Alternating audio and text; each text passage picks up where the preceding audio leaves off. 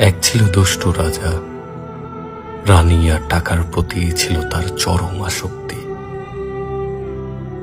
যে নারী একবার তার বিছানায় যেত, পরের দিন সে নারী নদীর স্রোতে ভাসমান লাশে পরিণত হতো। রাজা এক নারীকে দ্বিতীয়বার ছুতে পছন্দ করত না। সমাজে রাজার খ্যাতি ছিল উজ্জ্বল নক্ষত্রের মতো।